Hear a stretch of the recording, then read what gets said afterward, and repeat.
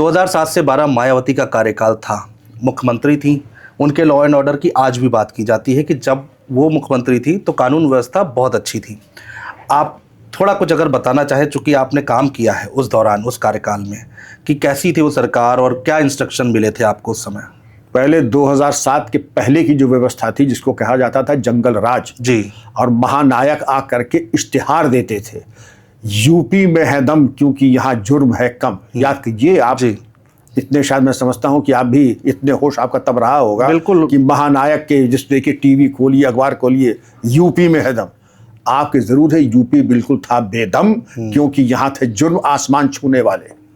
यहाँ पे कोई सुरक्षित नहीं था, FIR नहीं हो रही थी। तो जब मेरी बात आई DGP बनने की, तो सबसे पहले मैंने कहा कि मैं बिल्कुल नहीं बनूंगा। मैं भारत सरकार में शाहजहां रोड पे कोठी मिली हुई है, मैं सेटल्ड यहाँ पर बड़े आराम से। आप समझ सकते हैं, नई दिल्ली की पोस्टिंग, हाँ, ठीक बात है। CISF में आपको कोठी मिली, आप सेटल हो, आप क्यों जाएंगे यूपी में, ये जानते हुए कि आप फेल हो जाएंगे। तो ये मैंने जाके खुद ही कहा आदरणीय सम्मानीय मायावती जी से कि देखिए मैं जाना नहीं चाहता हूँ। क्यों? कि मैं हो जाऊंगा फेल। क्यों? पोस्टिंग ट्रांसफर मेरे हिसाब से होगी नहीं, राजनीतिक हस्तक्षेप खूब जम के होगा, मैं ऐसे वातावरण में काम नहीं कर सकता हूँ। उनका एक वन लाइनर था। क्या वन लाइनर था? विश्वास रखो, तुम जाओ, ऐसा कुछ नहीं होगा। उनका फिर ठीक है, अगर 90% पोस्टिंग हमारे हिसाब से होगी, 10% में आपकी अनिवार्यता समझ सकता हूँ, राजनीतिक आपकी भी, वो आप जरूर करें। और ये उन्होंने मुझे पूरा अवसर दिया। मायावती जी ने कहा? हाँ, पूरा अवसर ही नहीं दिया, यहाँ तक आप पूछ लीजिए, आप तो यूपी जाते आते हैं, लोग मुझे डिप्टी चीफ मिनिस्टर कहने लगे थे। यानी ये था, कैबिनेट मिनिस्टर्स भी आते थे मेरे दफ्तर, मुझे बुलाते नहीं थे, PA से पूछ के आते थे कि आज साहब का मूड कैसा है, तो कहते थे आप आइए, मूड बिल्कुल ठीक है। एक बार किसी कैबिनेट मिनिस्टर ने कहा था कि DG साहब या तो आप कर दीजिए, नहीं तो मैं जा रहा हूं बहन जी से कहने। तो हमने कहा फिर बहन जी से आप ही क्यों कहते, मैं खुद ही कह देता हूं, मैं फोन उठाता हूं। तुरंत उन्होंने हाथ पकड़, भाई साहब, सर DG साहब से भाई साहब ये मत कीजिए, मेरी नौकरी ही चली जाएगी। आपसे ना मैंने कुछ कहा, ना आपने कुछ सुना। ये अथॉरिटी थी, आप जिसको चाहें बंद कर दें। Member of parliament Ramakant Yadav था, अरेस्ट करके हजरतगंज थाने भेजा। मित्रसेन यादव मिनिस्टर थे, उनको जेल भेजा। एक MLA जिसने कि मतलब एक इंजीनियर को कूट कूट के मार दिया था औरैया में, न सिर्फ जेल भेजा बल्कि कन्विक्शन कराया उसका हत्या में। फ्री हैंड, ऐसा फ्री हैंड तो मैंने अपने करियर में नहीं देखा। मैं 74 बैच का हूँ, और क्राइम को लेकर के, क्राइम क्रिमिनल्स के ऊपर रौद, जितना रौद उससे ज्यादा प्रोत्साहन और एनकरेजमेंट मिलता था मायावती जी से। रिजल्ट आपके सामने है। हमने कहा कि पहले FIR नहीं होती थी, हम चाहते हैं हर जिले में FIR काउंटर खोल दें कि जिसके पिछले 5 साल में FIR नहीं हुई तो FIR लिखवा दीजिए उनका, तब तो अपराध आंकड़ों में तो बहुत बढ़ जाएगा। एक बार बढ़ जाने दीजिए, लेकिन जिसके साथ अन्याय हुआ है उसको आ जाने। ठीक बात है, ठीक। तो सबने FIR लिखाई, हजारों में चोरी डकैती वगैरह क्या क्या। उसमें भी आजम खान सदन ने कहा मेरे ऊपर इतने मुकदमे लिख दिए गए, क्यों लिख दिए गए, और भी तमाम लोगों ने कहा, लेकिन कहा इसकी विवेचना होगी, ऐसा नहीं है। और उसके बाद ऐसा फिर हमने कहा कि ऐसे केसेस हर जिले में, हर स्टेट में होते हैं, जिसको कोई अंधेरी कोठरी में रखते हैं और जिसके ताला कभी नहीं खुलता, दिवाली होली में भी नहीं खुलता है। ऐसे केसेस लाके मेरी मेज पे रख दीजिए, उनका निस्तारण मैं करूँगा। जैसे एक मंत्री जी हैं जी, उन्होंने एक SP को थप्पड़ मार दिया। जैसे युवा नेता किसी पार्टी के हैं, एक डिप्टी SP को गाड़ी के बॉनेट पे बैठा करके पूरे लखनऊ घुमाया। ये फाइल अब मेरी मेज पे रहेंगी, इनका इलाज जब तक मैं नहीं कर लूंगा तब तक मैं संतुष्ट नहीं बैठूंगा। आप रिटायर भी होने वाले थे? हाँ, रिटायर, DG तो रहता ही है। DG का टेन्योर 1 साल, कहते हैं क्रिकेट में सेंचुरी, और DGP का 1 साल। मैं 2 साल से ऊपर रहा, 2.25 साल या 2.5 साल रहा। तो बहुत मौका भी मिला सेवा का, और फ्री हैंड से काम भी किया। फ्री हैंड थे, चाहे सहवाग की तरह बैटिंग करनी, सहवाग की तरह कीजिए, फ्री हिटिंग कीजिए, कुछ पूछना नहीं है। और जो संसाधन दिए उन्होंने, चाहे बजट हो, DGP के आप देखिए, ऐसा अख्तियार ना मुझे लगता पहले मिला ना बाद में मिला होगा। 2 हेलीकॉप्टर और 2 स्टेट प्लेन आपके डिस्पोजल, कहीं भी जाना है आपको, यूपी में कहीं वारदात होगी, तुरंत कह दीजिए, फोन के लगा दीजिए, हेलीकॉप्टर अगर आसपास का हेलीकॉप्टर प्लेन लगा दीजिए। बल्कि ट्रेनिंग पे जाना था तो उनका कि कमर्शियल फ्लाइट से अगर आप जाएंगे तो टाइम ज़्यादा लगेगा, आप यूपी का स्टेट प्लेन लेकर के जाइए, चार्टर प्लेन लेके जाइए, चार्टर नहीं, यूपी का स्टेट गवर्नमेंट स्टेट प्लेन लेकर के जाइए। और वो कहते था ये देखिए रुतबा देखिए यूपी DGP का, ठीक है। लेकिन वो था, दौर था सर, वो दौर था। 2007 से पहले एफआईआर नहीं लिखी जाती थी थानों में? बहुत कम इसको लेकर के बड़ी शिकायतें थी कि हमारी एफआईआर नहीं लिखी गई। और ख़ास कर ये कहा जाता था कि कुछ एक विशेष वर्ग की एफआईआर तो लिखी ही नहीं जाती थी। तो वो हमने कहा कि भाई इसको अन्याय अगर हुआ है एक बार देख लेते, परीक्षण कर लेते हैं इसका। तो उसके बाद सारी एफआईआर काउंटर सर्जरी खुले, लोगों ने एफआईआर लिखाई, क्राइम जरूर बढ़ा, लेकिन जब एक दफ़ा अपराधियों को दबा दिया तो अपराध उतना कंट्रोल भी हो गया। संतोष की बात यह है कि बावजूद खुले एफआईआर करने के बाद भी क्राइम स्टैटिस्टिक्स पूरी तरह से नियंत्रण में रहे।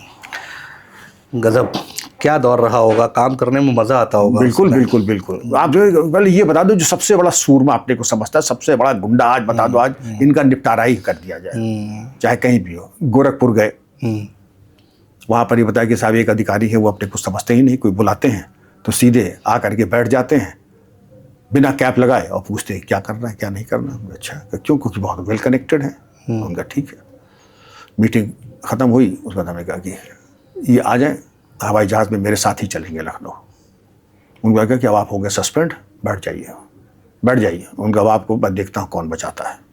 लेकर के आ गए लखनऊ, ये फ्री हैंड बिल्कुल। और जो जा करके अफसरों के सामने इस तरीके की समझते थे कि पता नहीं शायद उनके राजनीतिक आका उन्हें बचा लेंगे, कुछ नहीं, नथिंग डूइंग।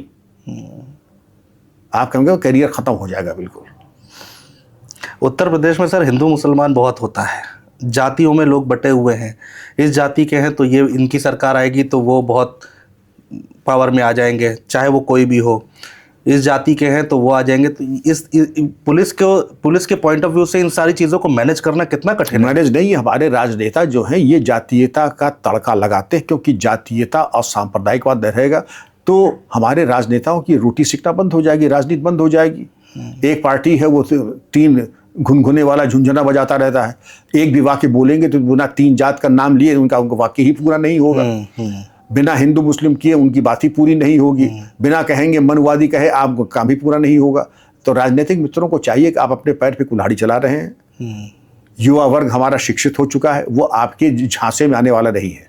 और पुलिस भी, अगर पुलिस का तो उद्देश्य है यूनिफॉर्म का मतलब क्या होता है कि आप यूनिफॉर्म हैं। हमारे यहाँ न कोई जात है, न कोई बिरादरी है, न कोई धर्म है। यूनिफॉर्मिटी का मतलब ही यही है, आप सबके हैं, सब आपके हैं। और इसीलिए जब आपने मन कर्म वचन से आप संविधान को समर्पित हैं तो ये मान के चलिए कि आप अपने काम को भली भांति सुनिश्चित कर सकते हैं। और हिंदू मुस्लिम होता था, आज हो रहा है, आज नहीं हो रहा है, क्योंकि मालूम है कि प्रशासन निष्पक्ष है, प्रशासन कठोर कार्रवाई करेगा। आतताई दंगाई किसी भी मजहब संप्रदाय का हो, अगर दुस्साहस किया तो अपनी खैर मना ले, बस अंतिम संस्कार बुलडोजर तक बात पहुंचेगी। अतीक अहमद के ऊपर तो अभी बुलडोजर चला है, लेकिन कहते हैं कि सबसे पहले मायावती ने उनके यहाँ बुलडोजर चलवा दिया। जी हाँ, बिल्कुल सही कह रहे हैं आप। क्या था सर वो, जरा सा ये मेरे चार्ज लेने के कुछ ही दिन की बात थी, तो वो ठसक पे थे कि अब तक तो सब किया है, आज भी कर ले। तो उनके भाई अशरफ ने लड़कियों के मदरसे पे कब्जा किया, लड़कियों के साथ किया गैंग रेप। तो बस इतना होना था। हमने कहा भाई तय कर ले कि आज इनको नसीहत दे ही दी है। तो NSA, गैंगस्टर, FIR, सब FIR रजिस्टर हो गए। घर पे बुलडोजर चल गया, जो अतिक्रमण किया था, मदरसा वापस कर दिया जिसका था, तो लाइन पे आ गए अतीक मियां।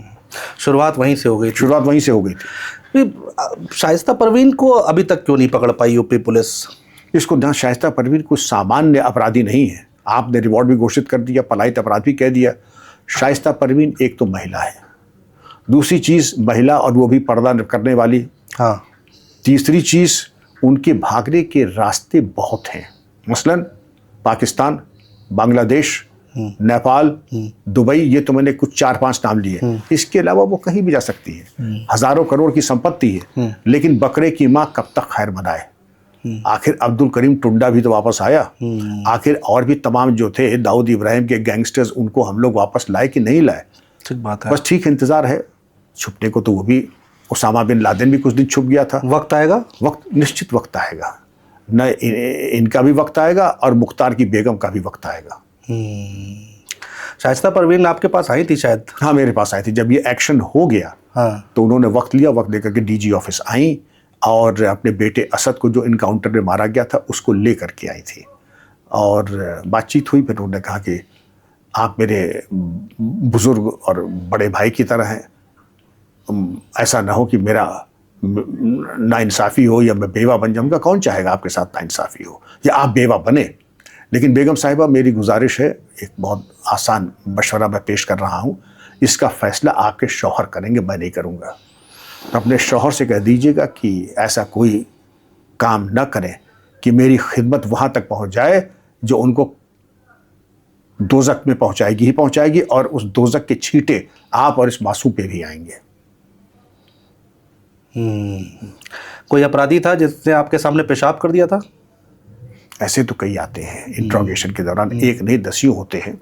उसमें चरमपंथी भी होते हैं, खूंखार तथा कथित डकैत भी होते हैं, और ऐसे अपराधी होते हैं डर के मारे। हालांकि मैं ऐसा कोई काम किया नहीं था कि कोई भय और आतंकित रहे, लेकिन ऐसे अक्सर हो जाते। बाद में मुझे भी बुरा लगता है कि वो इंसान है, अपराधी है, ये बात दूसरी है, लेकिन ऐसा खौफ किस बात का कि वो पतलून गीली कर दे।